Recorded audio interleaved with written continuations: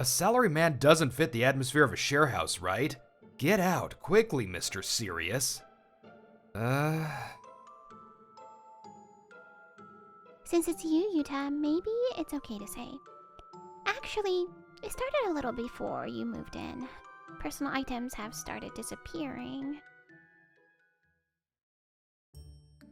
Since this is a mixed-gender sharehouse, we have various rules. I received the key from the manager, Mahiru Nikai, and was listening to her explanation of the rules. First, the floors are separated by gender. Visiting the opposite sex's floor after 10 p.m. is prohibited. The common areas are free to use, but please be aware that there are security cameras to prevent trouble. Not necessarily because of that, but being in your underwear in common areas is prohibited. That makes sense. As for garbage disposal. And that concludes the explanation. Whoops, it's almost 5 o'clock. My work as manager ends at 5, but since I live here, please feel free to tell me if there's any trouble. Simultaneously with those words, lively footsteps came from the stairs, and the residents gathered. 1 woman and 2 men. Nice to meet you. I'm Yuta Shinohara, 24 years old. I'm moving in today. I work in sales for an IT equipment manufacturer, so I know a lot about gadgets. If you need anything, just ask. I look forward to living with you. The calm atmosphere from moments ago completely changed, and the room suddenly brightened. Mahiru's strict tone from earlier had also softened. Today is a welcome party for Yuta. Everyone, I baked a cake. Yay! I'm Akari Saotome, 22. Call me Akari. I'm a cafe clerk and an accessory maker. If there's something you want me to make, feel free to ask. I've even made props for Ryo before. Following Akari's glance, I saw a breathtakingly beautiful young man. I'm Ryo Kuroe, a 23-year-old theater actor. If you want to open the door to a new world, let me know. A new world? What is this move? You're blinking a lot. Are you nervous? You're cute. Are you from that world? Ryo is just already getting into character because his next play is BL. Hey, don't tease the newcomer. I introduced myself earlier, but once again, I'm Mahiru Nikai. I'm the manager, and my hobby is baking. Mahiru, I thought this earlier, but your tone. I'm off the clock now. We're the same age, so you can just call me Mahiru. After saying that, Mahiru urged the last person to introduce themselves. Shinya Takeda, 26, part-timer. The oldest resident in the sharehouse, Shinya, responded with few words, looking somewhat grumpy. I, a salaryman, was a bit out of place in the sharehouse, but basically everyone was nice, and things started off well. Or so I thought, until I ran into Shinya at the entrance when I came home late from overtime. Good work today. Are you done for the day? I'm going to work now. Late night shift at the convenience store. I'm sorry. Don't apologize for everything. It's annoying. A salaryman doesn't fit the atmosphere of a sharehouse, right? Get out, quickly, Mr. Serious. I never expected to be told something like that. Was he just in a bad mood? As I stood there bewildered, Mahiru appeared in the hallway wearing an apron. Hey, why would you say such a thing? Reprimanded, Shinya just muttered a short sorry and hurriedly left. Don't worry about it. Shinya is just a little clumsy socially, but if anything happens, let me know. Mahiru smiled a bit quietly, then laughed like the sun. Seeing her like that, my awkward feelings were instantly blown away. But Yuta, you came home at a good time. The cookies just finished baking. You'll eat with us, right? I'll go get Akari, so can you go get Ryo, Yuta? Understood. For about half a month after that, I enjoyed life in the sharehouse without incident. However, for some reason, Shinya seemed to hate me, and he wouldn't even greet me when we met. Shinya. He's not good with words, but he's a good person. He cleans very carefully. Shinya, huh? He's not an aggressive person. Oh, you can call me Ryo. I asked Akari and Ryo, but got no real leads. Well, what should I do? I moved into the share house hurriedly due to a sudden transfer, but I really want to get along with everyone. Then, past 2 a.m. one night, I had stayed up all night making documents and came down to the common area because I was thirsty. Huh? The lights are on. I wondered who would be up at this hour, and the moment I entered, a quiet voice came from the back of the kitchen. Oh, Yuta? Mahiru, you're still awake? Yeah, there's just something bothering me. Since it's you, Yuta, maybe it's okay to say. Actually, it started a little before you moved in. Personal items have started disappearing. Personal items? For example, Akari's mug or my whisk. Do you mean it's not an accident, but someone's doing it? If I knew that, I wouldn't be struggling. Didn't you say there are security cameras? Ah, those. We can't see the footage unless we ask the management company. So, unless it's a major incident, they're useless. There's almost no actual harm, so it might just be a misunderstanding. Besides, the back of the kitchen is a blind spot, right?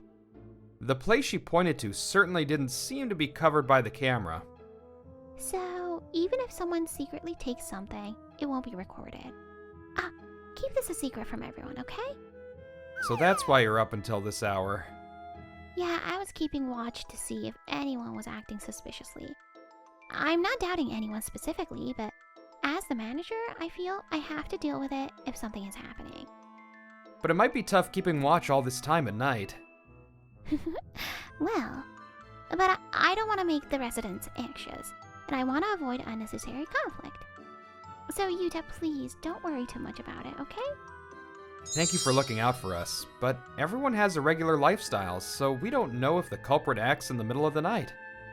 Yeah, you're right. Mahiru forced a smile. Perhaps she was acting knowing that as well. Well then, Yuta, good night. Yes, good night. Mahiru went back to her room. Until I drank some water and turned off the lights, no one passed by. A few days later, I heard an alarm and went to get my laundry. While stretching lightly, the laundry door was open. Thinking someone was in there, I peeked in and saw Akari crouching in front of the dryer, sorting through something. Akari, sorry. I'll come back later. It's awkward to see a woman's laundry, so as a matter of manners, I tried to leave immediately. Why are you leaving? Well, because, you know. Oh, this? It's just a piece of cloth. Since we're living together with men and women, you have to get used to it quickly, Yuta. To my surprise, Akari calmly waved the underwear she was holding. No, well, it is cloth, but no. At least have some sense of shame. Why am I the one embarrassed while she's showing it off? It doesn't make sense. By the way, I heard from Mahiru that your mug is missing, right?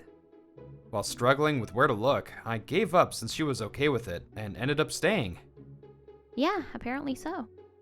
Apparently so. Doesn't it bother you? Maybe someone broke it and hid it. I have others, and it wasn't that big of a favorite anyway. Her voice lacked any seriousness. She really didn't seem to care. Indeed, as she says, there's plenty of possibility it wasn't stolen. From Mahiru's tone, it seemed too early to decide it was a crime. However, assuming it was stolen, the culprit might be among us. No, let's stop. If women's items are missing, is the culprit one of the men? Thinking that far, I hurriedly shook my head. If my underwear went missing, I might think about it a little, though. No, in that case, let's think about it a lot, not just a little. Smiling wryly, I pulled my laundry out of the dryer. Shirts, socks, boxers. Huh? One is missing. One shirt was missing. Is something wrong? No, it's nothing. I forced a smile instantly, but my chest tightened. Mahiru's whisk, Akari's mug, and my shirt? When I suddenly looked up from the dryer, the red light of the security camera was blinking in the corner of the ceiling. In a place being filmed this obviously? No, I was half asleep when I did the laundry, so maybe I forgot to put it in. While trying to believe that, the thought that the culprit might not necessarily be a man wouldn't leave my head. Do you have a moment? I have something I want to consult you about. That night, while everyone was relaxing in the living room, I spoke up a bit formally. Actually, it seems one of my laundry items has gone missing. I checked after returning to my room, but I hadn't forgotten to put it in. At my words, everyone turned their faces toward me in surprise. It's not necessarily a crime yet, but has anyone seen it drop somewhere? I see. So that's why you were acting weird in the laundry room during the day. You're imagining things. Who would rummage through your underwear? I counted the total number just in case, and one is definitely missing. That's creepy, but with things continuing like this, maybe we can't call it a coincidence anymore. If it's not a coincidence, what is it? Are you saying there's a thief among us? Okay, everyone calm down. For now, I'll hear you to out in my room. I'm sorry for intruding on your room so late. No, it's fine. Mahiru smiled gently and welcomed me into her room. So, what went missing? Underwear? Yes, a shirt. I see. I'm glad you consulted me. I'm happy. Until now, women's belongings were disappearing, so in that sense, mine is an anomaly, right? Right, but it's not like many things are missing, so I can't say for sure. I thought it might be my imagination. If you convince yourself it's just your imagination, stress will just build up, right? So it's okay to be honest. Thank you. Then, assuming there is a culprit, what reason do you think the culprit has for stealing? That's difficult. If it's not an obsession with the individual, maybe harassment? Harassment? Thinking about that, one resident's face comes to mind. I'll warn him too. So could you overlook it this time? Mahiru's phrasing also seemed to point to a specific person. What comes to mind is his attitude toward me until now, and the words he said earlier. Who would rummage through your underwear? Why did he know it was underwear? Yes, I'll leave everything to you, Mahiru. Thank you. Leave it to me. Consult me again if anything happens. Mahiru nodded strongly. I bowed slightly at her reliable reply and returned to my room before 10 p.m. I've come. After returning to my room, I organized the situation in my own way and narrowed down the person most likely to be the culprit. However, I don't have proof. So, to get that proof, I walked through the silent hallway at night and quietly knocked the door of the target room. Hey, give me your hand. And the next night, I was helping Ryo practice for his play in the living room. Why? Your hands get cold easily. I'll warm them in my pocket. I wondered what kind of practice I was being made to do as I read the script. When I said he should ask Akari or someone for a romance play, he told me this is correct because it's a BL play. We must have been doing that for about an hour. Shinya came into the living room. People are about to go to work and you guys are chilling. Full-time employees have it nice. In that case, why don't you get a day job too, Shinya? Huh? What's with that tone? Oh, wait, Shinya? Then suddenly, he grabbed me by my collar. The script I was holding for Ryo fell to the floor with a thud, but ignoring it, Ryo started to panic. Ryo, you stay quiet. This is between me and him. No, even if you say that. You're an aspiring actor living on part-time jobs, so you're my comrade. But this guy is different. He's a full-time employee acting all high and mighty during the day, yet he nonchalantly entered the sharehouse. Why are you even here? Rent? Just for fun? I was transferred suddenly, so I just looked for a place that was open in a hurry and found this. Sorry, Ryo. Can you go get Mahiru for a second? Okay. Hey, absolutely no violence, okay? Ryo said that and ran up the stairs. Hey, What's wrong? And after a short while, Mahiru came down from upstairs. Without flinching at all at the two men on the verge of a fight, Mahiru stepped between us. What happened? Tell me. It's nothing. It's not nothing, is it? Rio came rushing in a panic and surprised me. Shinya looked uncomfortable. After hesitating for a moment, he spilled the words like a mutter. I was jealous. There are many people with circumstances like us in the sharehouse, but for someone with a stable status like a full-time employee to come in, you get a fixed salary every month and fixed days off. Seeing you live a carefree, stable life, Many different types of people live in a sharehouse. There are some full-time employees, but from the perspective of someone with an unstable profession, it might look enviable. But that's the same from a full-time employee's perspective. It's not like I'm chasing a dream or anything. After all, I'm just aimless and didn't really job hunt properly. It's just my misplaced anger. My bad for having such a harsh attitude. A complete change from his attitude until now. He reflected and bowed his head honestly, unprompted by anyone. Ignoring Ryo and Mahiru blinking in surprise, I gently placed my hand on his shoulder. I apologize for my lack of consideration too. But since you get along normally with everyone else, it was a little, actually quite lonely that it was just me. I want to talk more about various things with you too, Shinya. So, is it okay if I talk to you more from now on? Oh, I want to have a game party in your room too. There are many nostalgic games in Shinya's room that he must have bought a long time ago. Being 2 years younger, I'm almost the same generation as him. I'm sure we'll get along. That sounds good.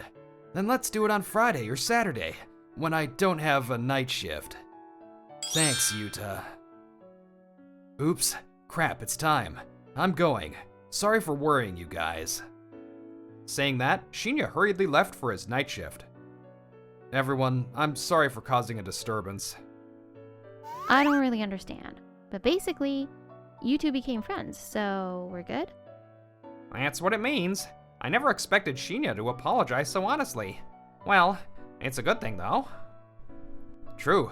It might have been more like Shinya to grumble a bit more, but, well, all's well that ends well.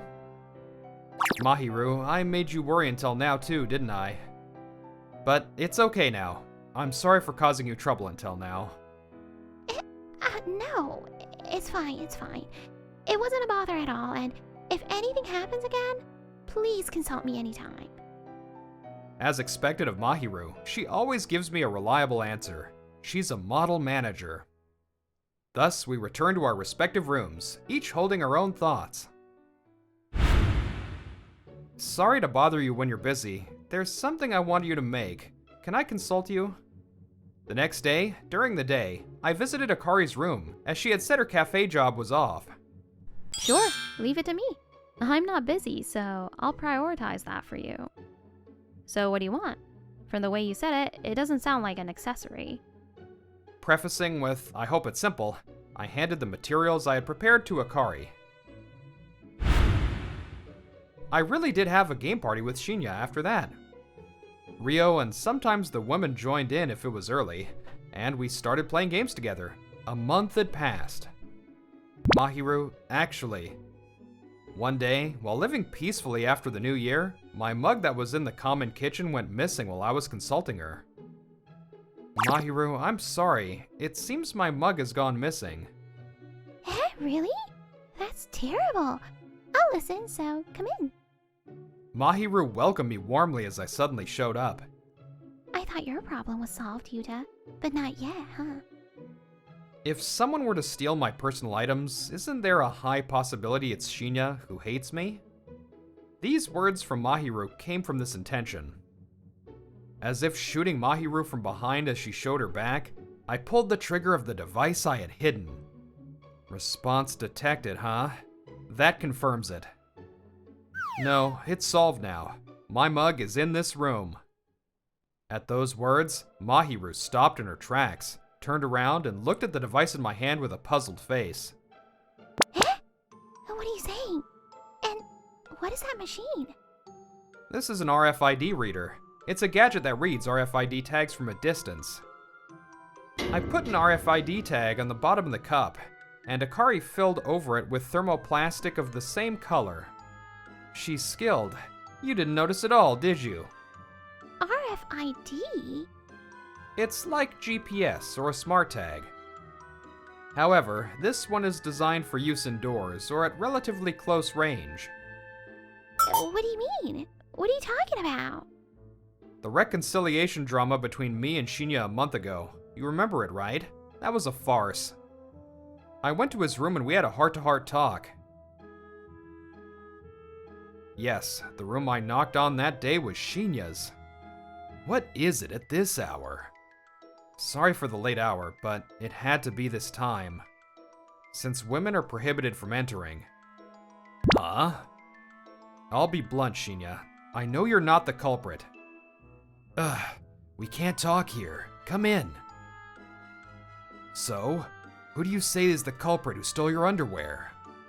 Shinya said that to me after letting me in. Honestly, at this point, I couldn't say he wasn't guilty, but those words changed him to almost innocent, because... Underwear? Ah, by laundry I meant my undershirt, so it wasn't boxers that were stolen. Huh? What the hell? I thought someone was a pervert doing disgusting things night after night. Don't laugh. If laundry is stolen, boxers are the standard. Besides, you're the one who used confusing phrasing. He had misunderstood the laundry I had stolen as boxers. He was blushing furiously and angry. Seeing that face, I was almost convinced. There was no proof, but as a suspect for stealing my underwear, he was almost certainly innocent. Well, even at that time, I thought you were more suspicious than him, though. Since I thought it was either him or you, I was relieved to tell him my thoughts. She seems to be trying to calm down, but Mahiru has been blinking a lot for a while now. Blinking a lot happens when someone is nervous or lying. Remembering Ryo saying that casually when I was accompanying his play practice, I continued. There are 3 reasons why I thought you were suspicious. First, your face when consulting. When I consult you or ask you to rely on me, you make a very happy face. However, there's a big possibility you were just trying to reassure us. So that alone didn't bother me that much. What started to snag was that I felt something was wrong with the lights in the middle of the night. About half a month after I moved in, I met you in the living room late at night, Mahiru. That day, you said you were watching to see if anyone was acting suspiciously, meaning you were lying in wait for the culprit. But when I think about it, it's strange. If you're keeping watch, it's more reliable to wait with the lights off. If the lights are on, the light reaches the hallway to some extent. Considering the possibility that the culprit noticing someone is there would turn back to their room or pretend to do something else, it's more natural to wait with the lights out. The third reason I deepened my suspicion that it might be you is the security cameras. The position of the security camera in the laundry room where my shirt went missing. In that position, it's impossible to steal without being seen. Nevertheless, the culprit stole it boldly. That's because they are convinced that checking the footage won't happen for just one missing male shirt. Unless you're on the management side, it's difficult to have that conviction. Judging from your tone, it seemed no one knew that fact except me. I can only guess about your motive, but it's probably a match pump scheme for trouble. By sowing the seeds of discord through the loss of personal items, you wanted consultation to come to you. However, since Akari was easygoing about the loss, it didn't develop into trouble. The day I met you in the kitchen at night, you weren't monitoring, you were rummaging, right? At that time, you saw the budding trouble between me and Shinya. And taking advantage of this, you switched the scenario from the loss of women's items to the loss of my items. When I told this story, Shinya also nodded, saying it made sense. However, since there was no decisive evidence, he suggested seeing your reaction. If Mahiru is the culprit, she should show some agitation if we reconcile. And impressively, she showed us a somewhat strange smile that day. convinced that you were almost certainly guilty, I started moving to grasp the evidence. I thought that if I got into trouble with Shinya again while you were thinking of the next target, you would surely jump at it. The only personal items of mine you could steal were my laundry or the mug and chopsticks in the kitchen. I dealt with the laundry by watching it all the time, and as for the things in the kitchen, I put an RFID tag only in the mug because of its size. I thought maybe you wouldn't steal something that would cause immediate trouble if it was missing. I'm glad it was a bingo. And then, what you said about being tired of Shinya complaining to you? Sorry, that was a lie. My relationship with him is still good. It was necessary to make me your target. That farce was initially glossed over by momentum, but Ryo, being an actor, seemed to feel something was off. Shinya was told, "Your acting ability is hopeless, so I'll try to manage it," but perhaps unable to endure it, he quickly entered his reflection turn. He's a kind person at heart. Mahiru, you're addicted to the act of being consulted, am I wrong? It must have hit the mark. Mahiru's expression distorted rapidly, revealing her true nature. I screamed that you tried to attack me, you know. Of course you'll deny it, but who will the management company trust? The manager or the new resident? I told you I'm good with gadgets, right? Of course, I'm recording. Besides, I'm not the only witness. Responding to my words, Akari and Shinya peeked their faces from the left and right of the door behind me. I never thought Mahiru was that kind of person. Amazing! Yuta, you're amazing! Faced with 3 witnesses, Mahiru collapsed on the spot. As a result of reporting to the management company and the police, Mahiru was arrested on suspicion of theft. Furthermore, during the interrogation, it was revealed that she had repeated similar match pump schemes in the past. Everyone relies on me. Otherwise, it's a lie, because I'm the manager. If not, I'll end up alone. As the result of a psychiatric evaluation, Mahiru was committed to a hospital. I received a profuse apology from the management company. A new manager will be dispatched soon. Meanwhile, we were cleaning the kitchen where Mahiru's baking tools were gone. Okay, this is the last of it. Alright, it's clean now. Shinya, I heard from Akari, but you really clean in detail. Shinya and I have gotten along strangely well since that farce. Hey, Yuta, I was really sorry about back then. How many times have you said that? I don't mind anymore. I might not be able to completely hate Mahiru. Me too. With the fabricated loss incident, I was worried about being suspected. But despite being a victim, all I remember are good memories. I didn't see the scene directly, so I feel that way even more. That's true. There were lies, but maybe she just wanted to be relied on. Besides, it's true that she was a big sister to everyone in the sharehouse. Everyone might harbor some distortion. Sometimes it manifests as a bad deed. But when you overcome that, a true bond is probably formed. Yeah, maybe I'll bake sweets this time, for everyone. No. Maybe I'll make a special version just for Yuta. Valentine's Day is coming soon. The atmosphere suddenly became noisy. In a share house where a wide variety of people live, we sense the arrival of spring a little early. I hope y'all enjoyed this story. If you enjoyed this episode, don't forget to give it a like and subscribe to our channel. See you in the next video.